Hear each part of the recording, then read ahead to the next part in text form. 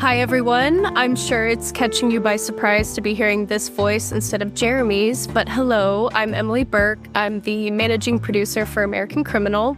I wanted to participate in today's bonus episode so I could personally thank all of you for listening to the show and supporting us by following and rating and leaving reviews.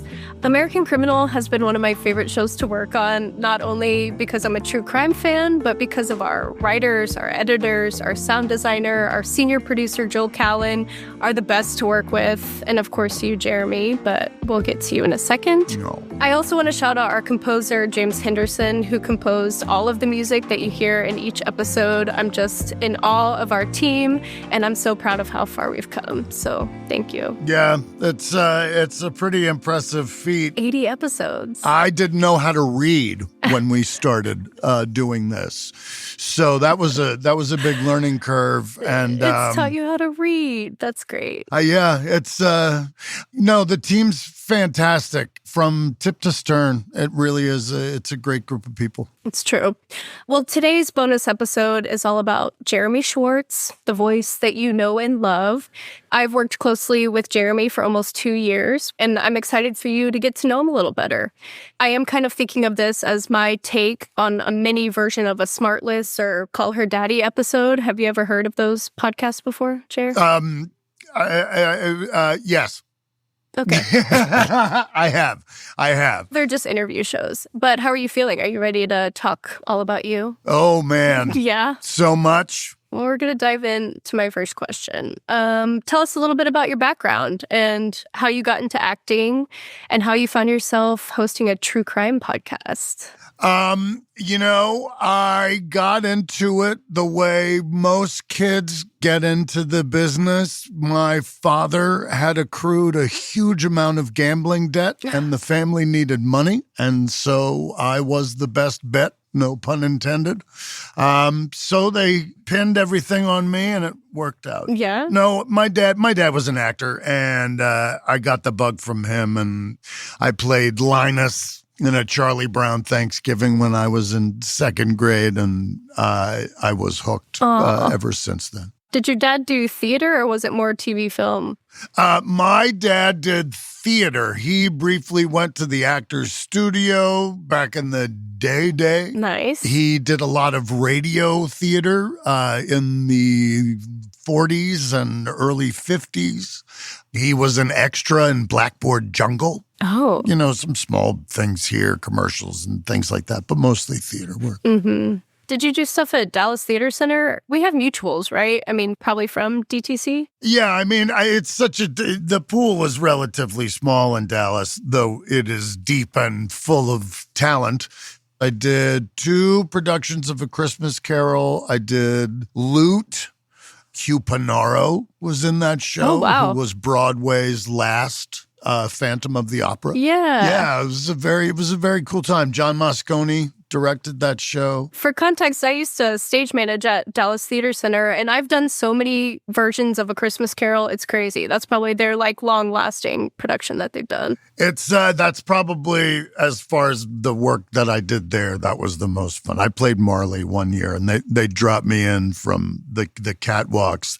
I mean, it was 30 feet upside down, like wrapped around Mission Impossible style, my leg around the thing, and they dropped me like 4 inches off of the stage, and then I hung there for half of the scene. Wow. And then demons came up out of the stage and unhooked me and popped me down. It was cuckoo, but a riot, delightful. What about TV, though? I seem to remember you telling me you've played some criminals. That's all I play, apart from when I do commercials. I'm either beaten, killed, arrested, or some combination of all 3 in every single thing I've done. Always a name like Snake or Biker Number 1 or Russ. Well, I mean, that's such a criminal's name. Come on, Russ. Yeah. Machete. I played a dude named Machete. It reminds me of Spy Kids, which you might not have seen. I know because I'm 53. So, but I know Robert Rodriguez directed it. I know it. I loved that movie. And people love that movie. I know people love that movie. I am not maligning that movie. Well, are there any episodes of something we can tell people to go watch to see you in them? It's a short scene, but for some reason, people know, I did an episode of The Sopranos, and I had a line in that scene that for some reason people are like, holy shit, that's you? And the line is, you're f***ing with the Vipers, asshole. That was good. Thanks. And then it was a shootout. And then, I got killed. Michael Imperioli killed me. Whoa. It'll be fun to bleep me out so much. I was just thinking about the bleeps, yes. And I apologize for that. But again, that's just my personality. It's who I am. And I know. I'm trying to be judicious with it. I love it about you. But that was my episode of The Sopranos called The Ride. It was the season premiere of the last season, I think. I'm going to go find you. That's cool. Yeah, it's out there. All this stuff is out there. So are there any cool people that you've worked with? Do you have any notable stories from being on set? Yes, I worked on a film called Staten Island, which is also known as Little New York. Ethan Hawke and I played septic tank workers. Vincent D'Onofrio played a mob boss. The fabulous, amazing, iconic Seymour Cassell played a deaf, mute butcher who dismembered people for the mob. So that was cool because that was the first thing where I had wow, I have 3 weeks on this movie and I actually have lines and stuff like that. And the first person to approach me was Vincent D'Onofrio at lunch. I was sitting by myself. And he sat down next to me and he said, so-and-so speaks so highly of you. And I just wanted to come and introduce myself. And I was completely, I had food in my mouth. I was terrified. But he was so super, super nice. Ethan Hawke, we had some really cool conversations. He's a very cool dude. That's so great. Yeah. Okay, so I'm looking at your IMDb right now, and it's crazy how many of these pictures don't look like you at all. But what's this one with the beard and all the blood? That was a movie called... this is when you were Machete. Yes, that's me as Machete. Almost home. Almost home. I get beaten by a methed up homeless kid with a 2x4. Well, the blood looks real. I'm impressed. That was made by my friends Jessica Blank and Eric Jensen. Amazing artists. Okay. Can you remind me who you played in 1865, our audio drama? Yes, I was Edwin Stanton. That's right. I was the man. Well, no, Lincoln was the man. But in terms of 1865, the drama series, I was Edwin Stanton, who was Lincoln's Secretary of War. And the first season centered around him. And season 2 centered around President Grant. Was that the first podcast that you've done? Yeah. Well, yes. The short answer is yes. I was approached by theater friends who were also podcasting people, as it turned out. So they brought me on for that, and I met Lindsay, and it was just, it was a pleasure. It's my favorite thing that I've done by far. I love that. Yeah, for sure. Well, I want to know what podcasts you listen to, if any. So I'm ashamed to say this. I'm one of those people I don't listen to podcasts. That's okay. It's just, I listen to music. I'm a music guy. So that's what I do. If I go out, I like to go out by myself, put headphones on, and I listen to music and I read. But it's always music. Yeah. Like what? I hate the genre of music, but this particular band, I am completely obsessed with Gojira, so I've been listening to a lot of them lately. But I tend to stick with a lot of West Coast weirdo hip hop. I like Madlib and Oh No and Teebs and the whole LA jazz scene. I think is very, very cool. I dig the East Coast stuff, Medeski Martin, kind of older stuff, Yeah. When I go back to edit this, I'll look up a couple of these names here. Yeah, for sure. Because I sound very old. And then at the same time, I sound very young. Yes, you do. I always have to have something playing in the background. Like from the second I wake up, I have to either turn on a podcast or listen to music. There just has to be noise happening for me at all times. Yeah. And, a lot of it too, and this is different because this has to do with like me going, like, I don't go to theater. I don't go to see plays. A lot of it has to do with I have anxiety and I'm awful with names.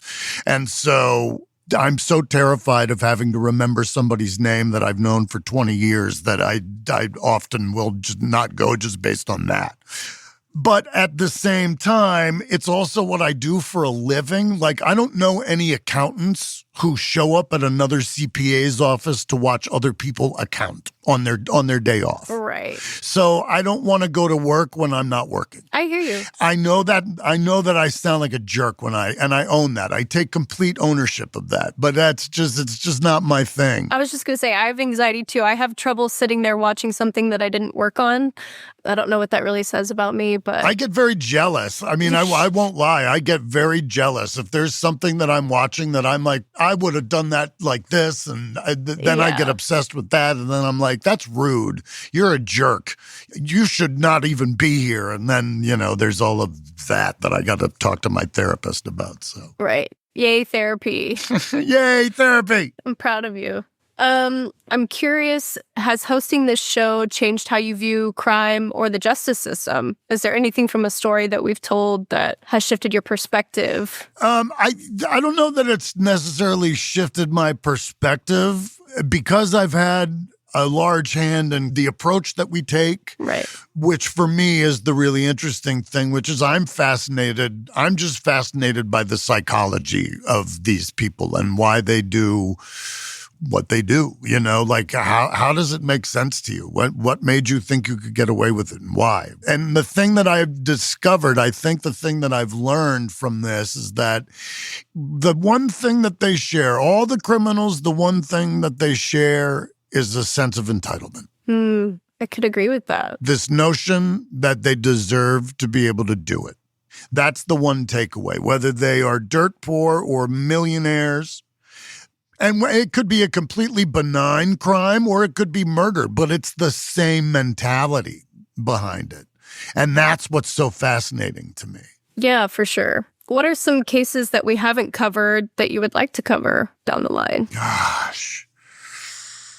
I am very interested, and I know that we've got some other shows that kind of deal with politics already, and we've touched on politics, violence in politics, granted, but with Harvey Milk and the Weathermen and corruption in law enforcement, I think would be something. Like, I'd be interested in taking a look at not just Frank Serpico specifically, but whistleblowers within law enforcement. I think that would be really interesting to do a series, like a 4-part series, different dude each episode. Yes. I would love to. I mean, I'd love to. God, I hate using that word in terms of this topic, but I know. The scandal in Pennsylvania about the youth prisons, like the judge who was taking all the money to convict all the cash for kids thing. Yeah. I mean, it was right on the heels of that you had the whole Penn State shower scandal thing. So, again, it's people in a position of power think they can do whatever they want to do. Yes, which is a great segue to asking you what series has stood out or surprised you the most. I would have to say Georgia Tann. I did not know anything about Georgia Tann. For those who don't remember, she was the baby thief who sold kids. But she also didn't steal just any baby. They were all good-looking white babies, and they all went to rich white people and all of that kind of stuff. And she was an awful person. Like, she dealt with a lot of Hollywood people, a lot of politicians, a lot of socialites. So she stole kids, but she also did a lot to change the adoption system in this country for the better. That's incredibly conflicting. Having some dear friends who have 2 adopted boys who are just the cat's meow, I would have to say that the Georgia Tann story was probably the most interesting to learn about. Right, yeah. Well, Jeremy, thank you. We're over time. Is there anything you would like to say to our audience here before we wrap this up? First of all, thank you for listening to our show. We all appreciate it. It's nice to know that people are listening and that people like it.